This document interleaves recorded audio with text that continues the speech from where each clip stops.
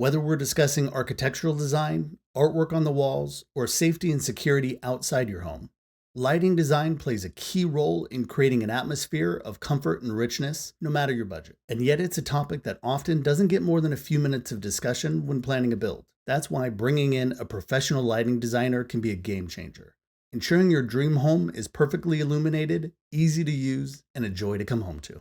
I'm Brett Bjorkquist, head Facnatic, and today we'll be exploring the benefits of proper lighting design.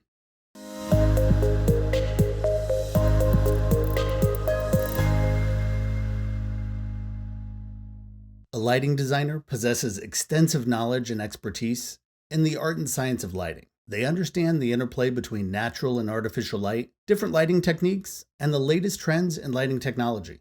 By leveraging their expertise, you can create an exquisite lighting design that complements the architectural features and interior design of your home. Today, we're going to cover 3 reasons why proper lighting design is so important to your build. I'm also documenting a complete lighting design series on my Facnatics page, which will walk you through the various lighting requirements for each room of the house. I'm even going to go through my personal purchases and discuss how I made those decisions. So a typical home build process looks at general light requirements for a room, which is usually based on 2 specific formulas. The first equation figures out the total wattage needed for a room. That's the square footage of the room times 1.5. That means for a 15 by 20 foot room, you'd likely need around 450 watts. Really, we should be discussing lumen and lux, but we'll talk about that in an upcoming terminology video for those that want to dive a little bit deeper into the topic.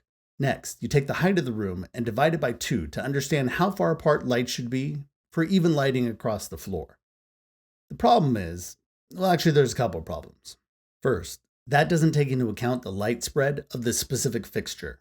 They're just assuming a basic 6-inch recessed can with a basic spotlight bulb.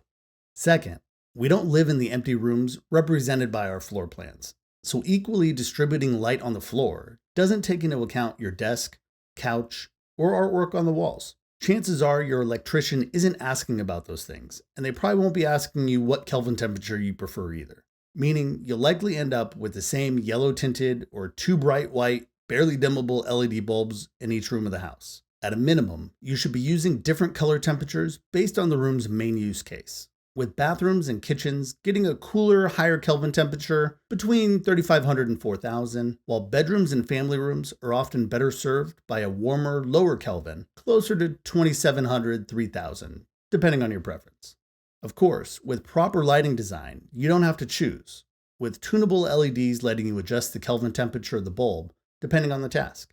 For example, cooler for cooking, warmer for eating, and then warmer still for relaxing. But more on that in a bit. So why aren't the architect and electrician typically asking these questions? They've got a lot on their mind, designing and engineering the house, and the electrician is focused on getting wire pulled to the proper locations while making sure everything's built to code from a safety perspective.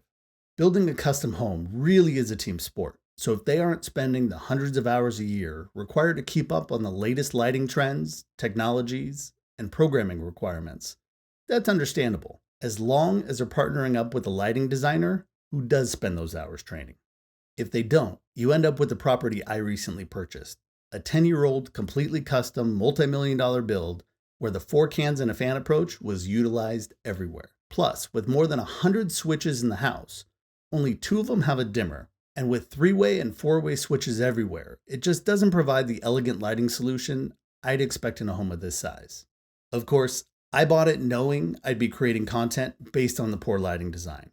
But as a consumer, I'd hate knowing I'd need to replace 100+ bulbs and switches to truly appreciate the home once the sun goes down. I know, the building process can seem like everyone's reaching deeper into your pockets.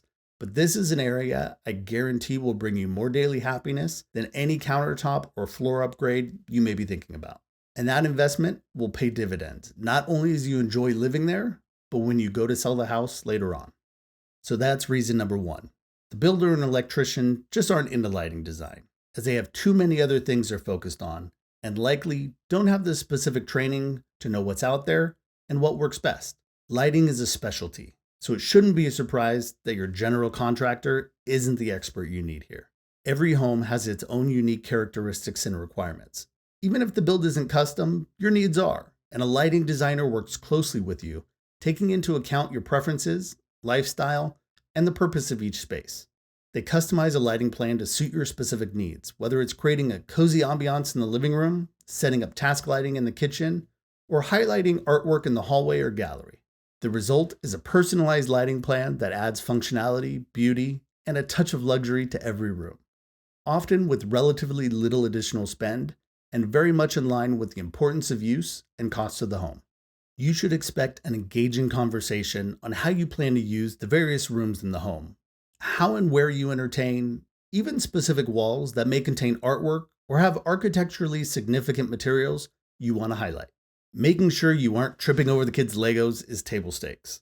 Although they can help there too, it's really about making sure your home feels like a relaxing trip after a long day. And to frankly make sure others notice those big and little details you've added to your home. So that's reason number 2. While we all have basic lighting needs in a home, proper lighting design not only helps to make sure you're not left in the dark, but highlights the things in your home that mean the most to you, turning even the most basic home into your own version of a gallery, whether that's highlighting artwork you collected while traveling or the latest artwork your child made. Imagine having a place where the lighting is thoughtfully designed to make whatever it is look its best.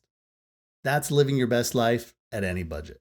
Proper lighting design transforms an ordinary space into a visual masterpiece. Lighting designers understand the nuances of color temperature, intensity, direction, enabling them to create captivating effects. By utilizing a combination of overhead, task, and decorative lighting, you can highlight architectural details, create focal points, and set the mood for different rooms, or even different moods in the same room, depending on what you need to get done. The result is an aesthetically pleasing environment that reflects your style and elevates the overall appeal of your home. Ready to set the mood for date night? Nothing says romance like dim, warm candlelight throughout the home. Maybe even some whole home audio to help enhance the evening, but that's a future video series after I finish my lighting projects. Time to end the party? A quick ramp from warm color-based lighting to 100% bright 5000 Kelvin signifies last call in any language. Chances are your home looks great during the day. Builds in the last few decades demonstrate a focus on architectural features, various materials, and landscaping that begs to be highlighted in the evening.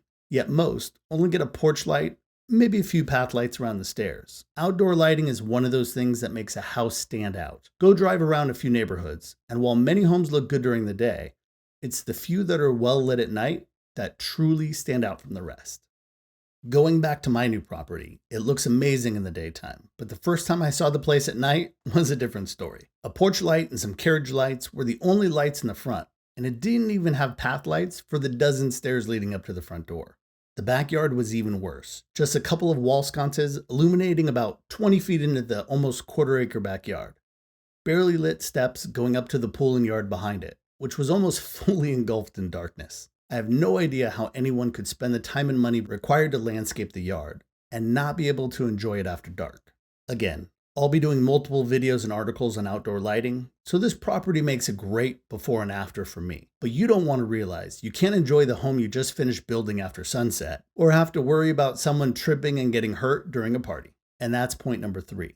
No matter what you spent, whether this is home number 1 or 5, it's likely the biggest investment you have, and a place where you spend the bulk of your downtime. Why not make it a bit more magical and relaxing?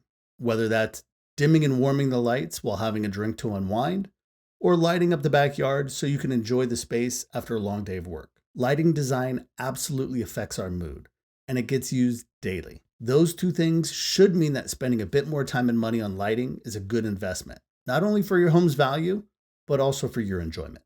Hopefully this video got you thinking about what you might like to do differently. I happen to be going through the same thought process right now for my new property, and I'm happy to share what I'm doing personally. I've been fortunate to have the benefit of working in consumer electronics for 25 years and can reach out to manufacturers directly when I have questions. I started Facnatics because I didn't feel like there was enough real education in these areas that are frankly big investments. By arming you with the knowledge of what's possible, you can decide for yourself what level of quality, functionality, and value is right for you. To learn more about the benefits of proper lighting design and see firsthand the lighting updates I'm currently making, check out my new YouTube channel, Facnatics. I'll be posting content on lighting control, electric shades, whole home audio, as well as theater and media room design. Plus, I've got some great car content I'll be sharing as well because evidently I don't know how to pick less expensive hobbies. If you're looking for some help with your home's lighting, drop a comment below. I'm happy to answer some questions, and if needed, I can help you find a local lighting designer that knows this stuff even better than me. Thanks for watching, and if you want to see more content like this, be sure to like and subscribe so I can keep sharing what I know and help you save time and money on your home projects. And if you're new to the channel, I'm Brett Bjorkquist, head Facnatic, and welcome to the Fackin family.